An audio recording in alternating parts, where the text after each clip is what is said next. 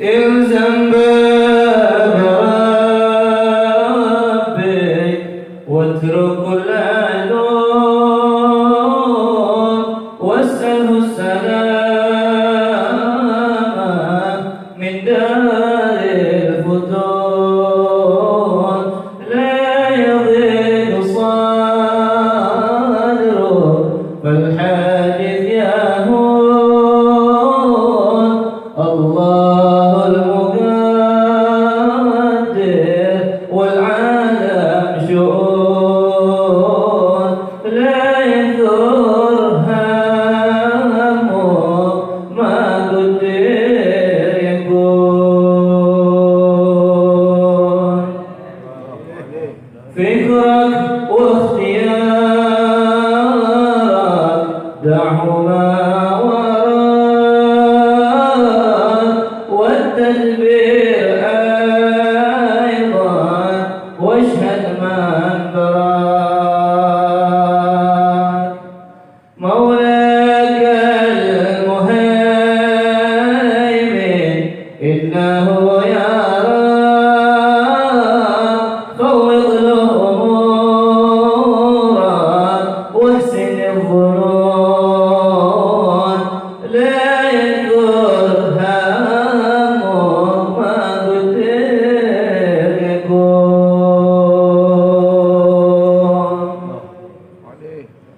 لو علم وكيف قول للحمام يعترض على الله الذي خلق وقضى وقدر كل شيء بحال يا قلبي تنبه واترك المجون لا يكثر همك ما قدر يكون أنت والخلائق كلهم عبيد والإله فينا يفعل ما يريد همك واغتمامك ويحك ما يفيد فالقضاء تقدم فاغتنم السكون لا يكثر همك ما قدر يكون صلوا على النبي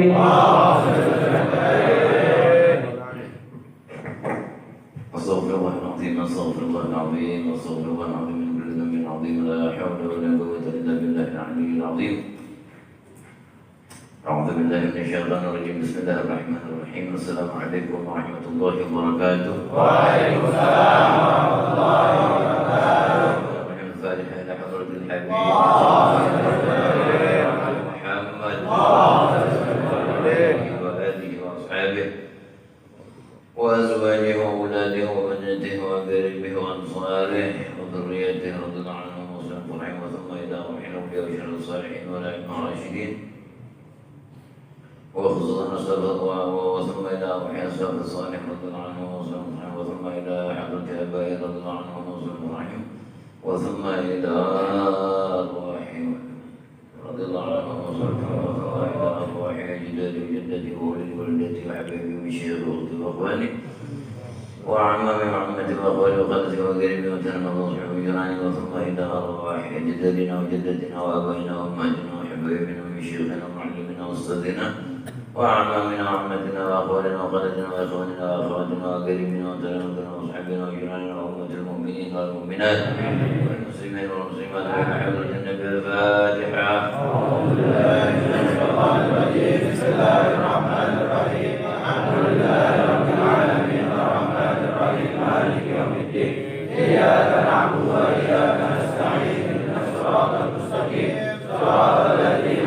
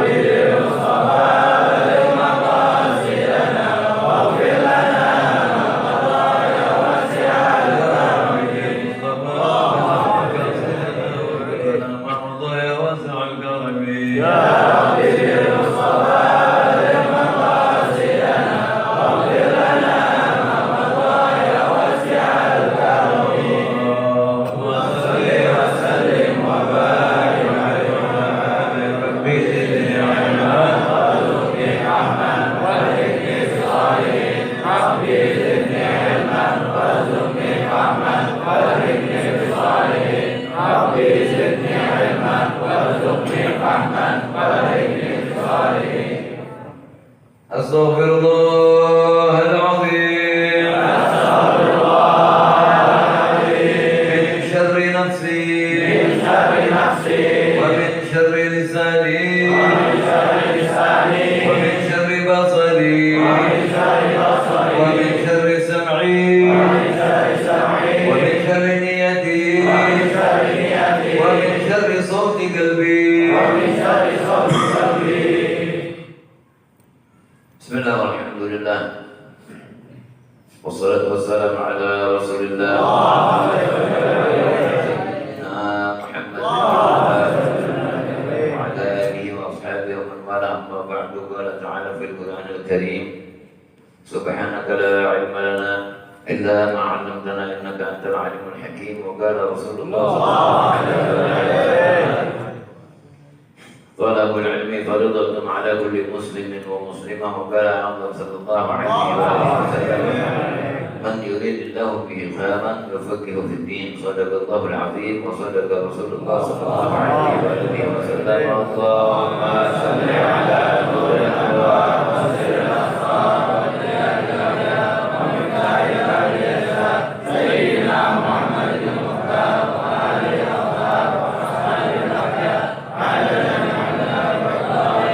اللهم صل وسلم وبارك وكرم وعظم على سيدنا محمد الفاتح لما أغلق والخاتم لما سبق ناصر الحق بالحق والهادي إلى صراطك المستقيم وعلى آله وصحبه حق قدره ومقداره العظيم أعوذ بالله من الشيطان الرجيم بسم الله الرحمن الرحيم الله لا إله إلا هو الحي القيوم لا تأخذه سنة ولا نوم له ما في السماوات وما في الأرض من ذا الذي يشفع عنده إلا بإذنه يعلم ما بين أيديهم وما خلفهم ولا يحيطون بشيء من علمه إلا بما شاء وسع كرسيه السماوات والأرض ولا يؤوده حفظهما وهو العلي العظيم ولا يؤوده حفظهما وهو العلي العظيم ولا يؤوده حفظهما وهو العلي العظيم ولا يؤوده حفظهما وهو العلي العظيم ولا يؤوده حفظهما وهو العلي العظيم ولا يؤوده حفظهما وهو العلي العظيم ولا يؤوده حفظهما وهو العلي العظيم صدق الله العظيم. Para habaib, para sedih, para hujjaj, bapak-bapak, ibu-ibu, juga para pemuda yang saya hormati, alhamdulillah. Berkat izin Allah Rabbul Alamin, pada malam hari ini kita masih bisa bertemu kembali, berkumpul bersama-sama untuk menunaikan tugas yang Allah dan Rasul wajibkan. Tiada lain harapan kita agar Allah senantiasa memanjangkan umur kita dan memanjangkan umur anak-anak istri kita dalam taat dan sehat afiat, selalu diberikan keselamatan, dijauhkan dari segala afat, fitnah, ibadah dan bencana ya Rabbal Alamin. Pada malam Selasa yang lalu kita sudah mendapatkan penjelasan mengenai pentingnya akal, sehingga ibadah sebanyak apapun tanpa didasari akal yang sehat sudah barang tentu tidak bisa diharapkan hasilnya. Mengapa begitu? Karena mengerjakan ibadah itu lebih mudah daripada menjaga agar ibadat itu bisa sampai kita terima di akhirat nanti. Itu bagi orang-orang yang beribadat niat tidak selalu untuk dunia. Bagaimana kalau orang yang ibadatnya selalu niatnya untuk dunia?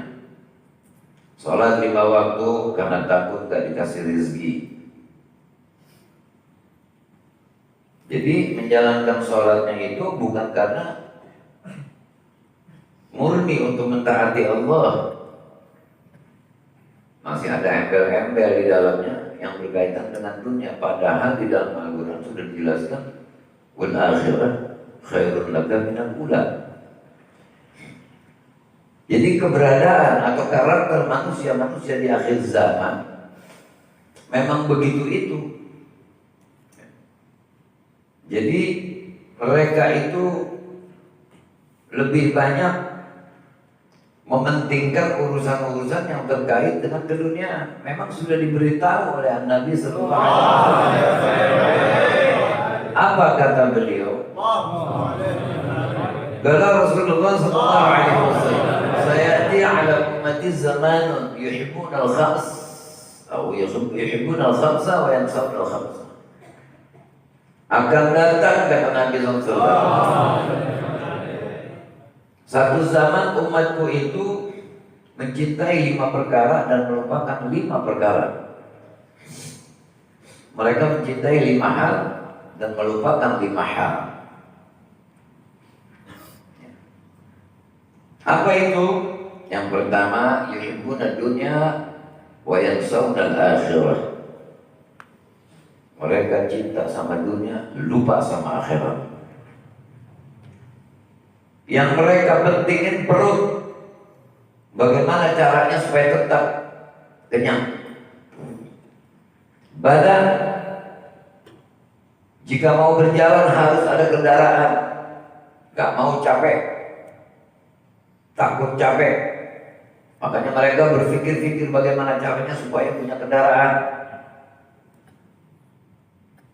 Tidur di kamar dihias sedemikian rupa, pasangin AC, semprot obat nyamuk,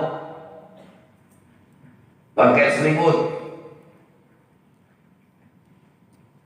Ketika bangun tidur, cari makan. Setelah selesai makan, pergi berdagang, bekerja. Habis energinya semua hanya untuk kepentingan-kepentingan dunia. Mereka lupa bahwasanya tempat tidur di dunia seenak apapun, senyaman apapun bakal ditinggal, akan pindah ke dalam tanah. Badan yang dijaga begitu hebat cara menjaganya, dicakep-cakepin tuh badan.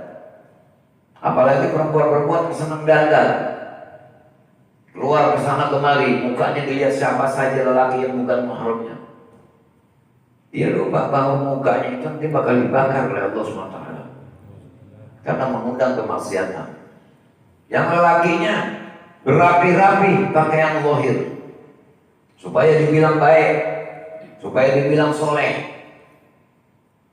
Semuanya untuk dunia. Semuanya dipakai buat dunia.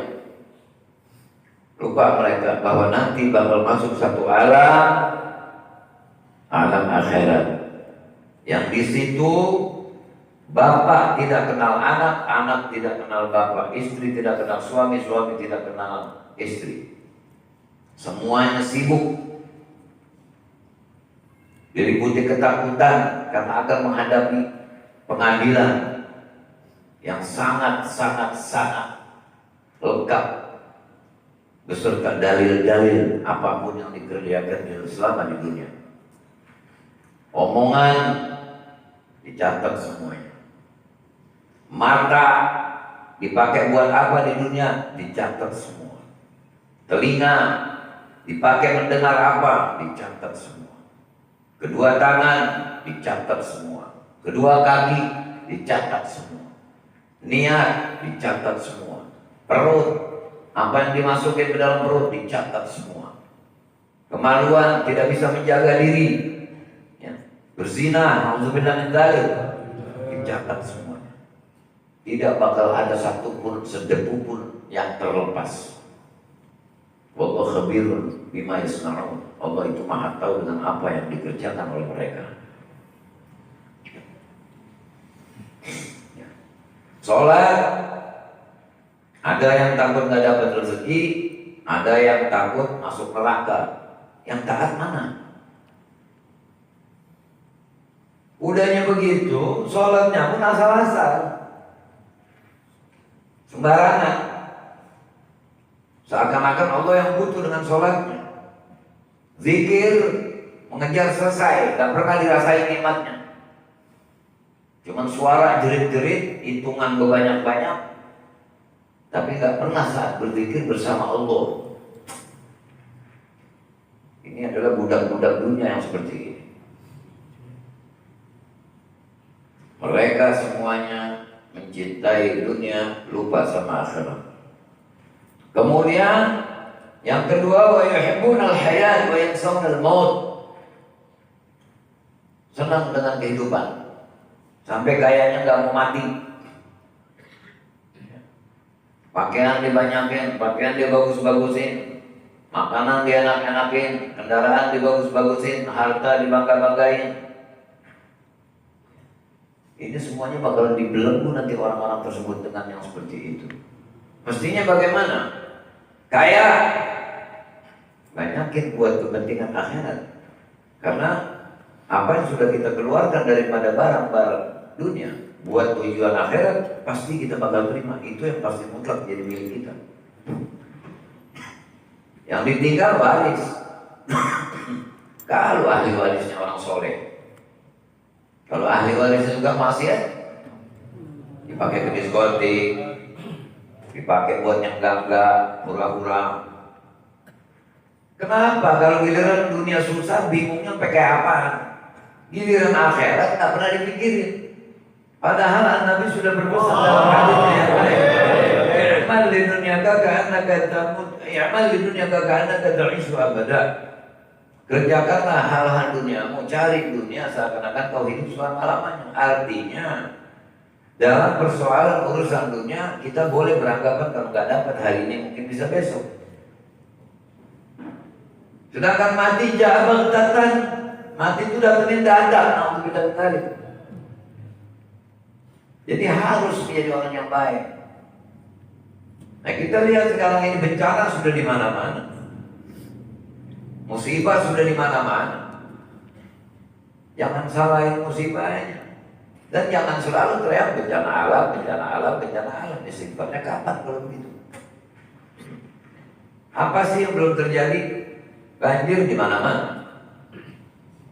Pakai ada jadwal giliran. Beberapa bulan ke depan wilayah seberang lautan sana, Sulawesi, Sumatera segala macam banjir.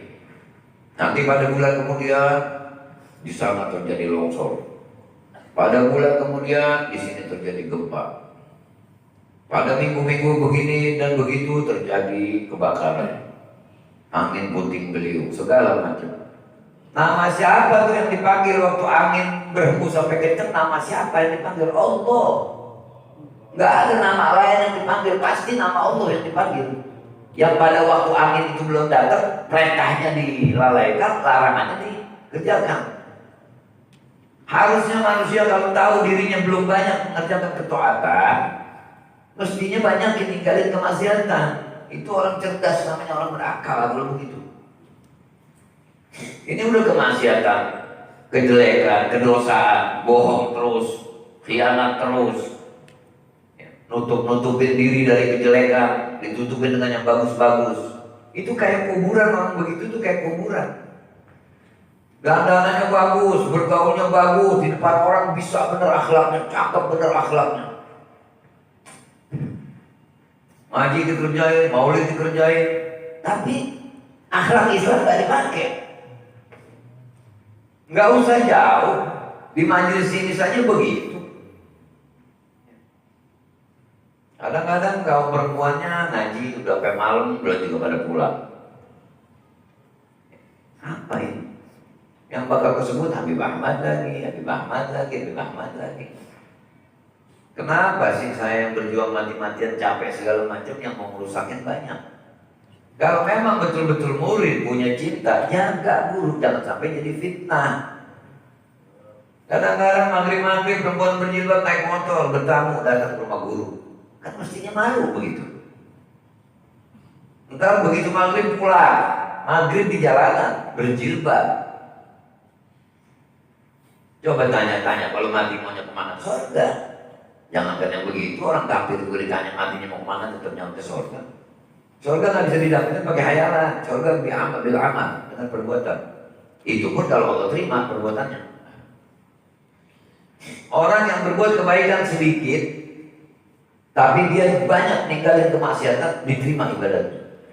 Tapi orang yang banyak mengerjakan ibadah sebanyak apapun, tapi ngegampangin urusan-urusan yang tidak berakhlak Islam, itu bakal dibakar ke diri-dirinya itu. Karena dia menodai kebaikan. Kita banyak lihat sekarang wanita berjilbab di pasar maghrib-maghrib. Kadang-kadang makan kentang, katanya sama suaminya, mau amal bapaknya, mau amal rajanya lagi. Yang salah ya tetap salah. Mestinya perempuan berjilbab, lelaki berkopiah maghrib itu di rumah, di sejadah. Mau laki kayak mau perempuan kayak kalau betul muslim-muslimah. Ini main pantes-pantesan sih sekarang. Ya. Kadang-kadang udah ngejaga nama guru gak bisa, menyebabkan guru difitnah orang. Coba tanya, pada repot tuh. Ya. Oknum-oknum perempuan begitu tuh pada repot. Maulid baca, bukan main dah. Malah pakai gak mau kalah, lelaki sekarang pakai gendang, pakai hablo, suaranya pakai speaker. Perempuan suaranya Allah. Jangan pakai ada khilaf ulama. Lelaki zaman sekarang gak kayak lelaki zaman dulu, perempuan zaman dulu gak kayak perempuan zaman sekarang, begitu. Kita mesti tahu batasan-batasannya. Pengajian-pengajian begini ini paling bikin gerah. Makanya sekarang ini peracu-peracu Islam sudah tertebar di mana-mana. Ada komentar tentang Allah, ada komentar tentang Nabi Muhammad SAW, ada komentar tentang Islam, ada komentar tentang Quran, ada komentar tentang Islam udah nggak layak lagi dipakai, nggak akur dengan zaman. Bukan Islam bukan Al-Quran nggak akur dengan zaman. Al-Quran nggak pernah akur sama orang rusak. Makanya agama dianggap penghalang. Itulah calon-calon penghuni neraka pantas kalau dalam firman pembunuhan nas wal hijarah iddat kafirin. Itu sampai-sampai di dalam tafsir Imam Sayyidina Syaikhul Qadir Jilani dinyatakan hijarah itu disebutnya manusia jahil itu termasuk hijarah, batu. Dinasihatnya nggak pernah bisa. Ngerti mana bagus mana jelek itu ngerti, tapi nggak pernah nggak bisa dipakai, nggak mau dipakai. Kan begitu. Mestinya sebagai muslimah yang baik, perempuan yang baik, kalau sudah punya suami, pergi kemana-mana dan sederhana, jangan mutabarrijah, itu dilaknat sama Allah dan Rasulnya dan malaikat ajma'in. Muka kalau lelaki tutup, begitu, jangan kayak ongol-ongol basi mukanya si perempuan, ditembak laler mana aja, laki mana aja melihat apa segala macam melihat. Ya, seimbang betul, yang perempuannya nyebabin lelakinya masuk neraka, lelakinya mau masuk neraka, pada begitu. Tinggal berrepot ziarah sana, ziarah sini. Walinya gak demen diziarahin orang begitu. Orang kalau nggak pakai ziarah banyak-banyak, orang tua aja urusin yang benar. Aulia kirimin Fatihah dari rumah, mau ngapain sih pergi-pergi ke sono kemari? Orang tua aja urusin, cium kakinya sore pagi. Lihat mukanya, lihat muka orang tua itu lebih afdal dari memandang Ka'bah. Kadang-kadang lihat orang tua gak sudi, lebih sudi sama teman. Gak ketemu HP satu hari aja kelabakan. Gak ketemu orang tua berminggu-minggu, bulan-bulan gak pernah merasa dosa. Kamu memang tidak pernah punya sayang sama orang tua, tapi orang tua kamu rindu pada kamu. Jangan sampai kamu nanti gak jadi orang, begitu. Ini sekarang begitu, kebutuhan orang tua gak diurus. Begitu ziarah, gak bakal ada wallahi saya sumpah demi Allah demi Rasulullah. Orang yang seperti itu ziarah gak bakal dapat apa-apa, gak bakal berhasil ziarahnya. Kecuali syahwatnya doang yang terpenuhi. Aulia bacain dari rumah Fatihah. Urus dulu kedua orang tua. Tahu jadikan raja. Baru mau ziarah. Mau baca apa juga gak ada artinya. Gak ada artinya, mungkin di langit sana. Gak bakal jadi orang. Kalau selalu bikin sakit orang tua. Ini harus ditegaskan, harus dijelaskan. Ini manusia banyak keliru sekarang soalnya. Mereka beragama bukan dengan cara Nabi Muhammad. Udah bertahun dibilang biasa ila yaumiddin, yang baik sampai hari kiamat. Yang ada jalur kesabarannya tuh jelas. Ikuti siapa kamu? Ikut guru. Guru kamu ikut siapa? Ikut gurunya. Guru kamu ikut gurunya. Gurunya ulama ketemu sama aulia, sama ulama. Ketemu sama sahabat, ketemu sama Rasulullah. Kalau sudah ketemu sama Rasulullah, berarti keagamaanmu itu sesuai wahyu. Pasti dibenarkan oleh Allah. Sholat tidak mengikuti cara Nabi, gak diterima. Ngaji tidak mengikuti cara Nabi, gak diterima. Mau pinter kayak apa juga. Kalau masalah pinter, iblis pinter. Jangan gampang cenderung orang pinter sekarang, orang bertindak sekarang, jangan cenderung. Iblis itu ibadah dari mulai langit pertama, dinaikin dari pertama, langit kedua, langit ketiga, sampai langit ketujuh, sampai di surganya Allah SWT bergaul dengan malaikat. Akhirnya karena diperintah sama Allah Ta'ala, disuruh sujud kepada Nabi Allah Adam. Yang hakikatnya Allah perintah malaikat itu sujud kepada Nabi Adam karena di punggung Nabi Adam ada nur Nabi Muhammad. Maksudnya iblis dan para malaikat dan iblis semua disuruh sujud kepada Nabi Allah Adam, sujud ta'zim, sujud penghormatan karena di dalam punggung Nabi Adam ada nur Nabi Muhammad. Karena itu si iblis sombong kepada perintah Allah, tidak mau turut, aba wastakbar wa kana minal kafirin. Langsung ibadah yang sudah 80.000 tahun ibadat iblis diusir sama Allah, meninggalkan satu kali sujud. Bukan persoalan sujudnya, sombongnya.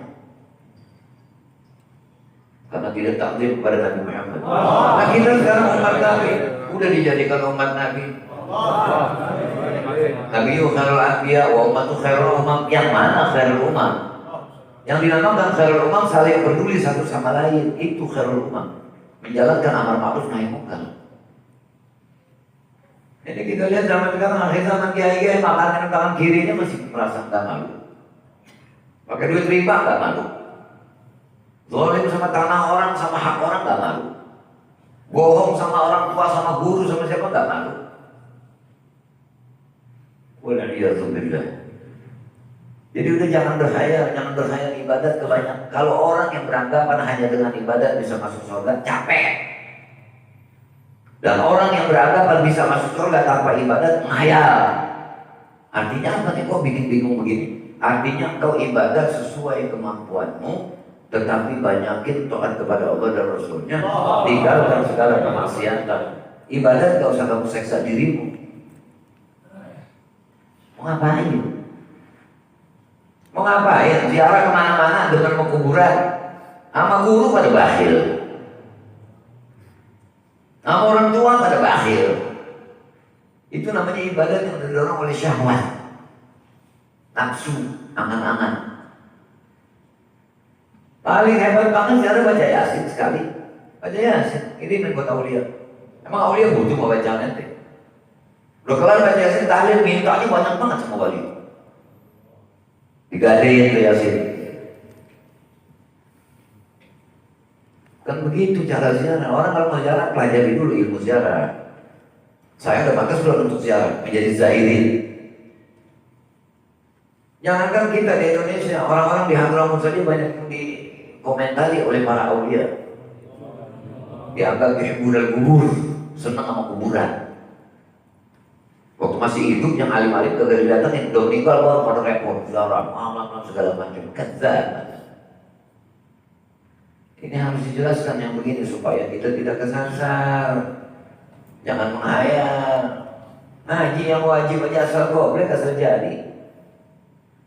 Pada ziarah. Habib Rizik ditangkap benar-benar berbuat apa itu? Habib Bahar kalau ditangkap benar-benar berbuat apa itu? Ngirimin roti itu. Yang pada repot pada selfie. Yang kalau Habib Rizik datang pada cari muka. Lihat mana itu? Mana tuh muka-muka monyet pada? Pernah di rumah berdoa minta kepada Allah agar pemburu beliau dibebaskan? Enggak pernah. Entar kalau datang kemari itu Allahu Akbar.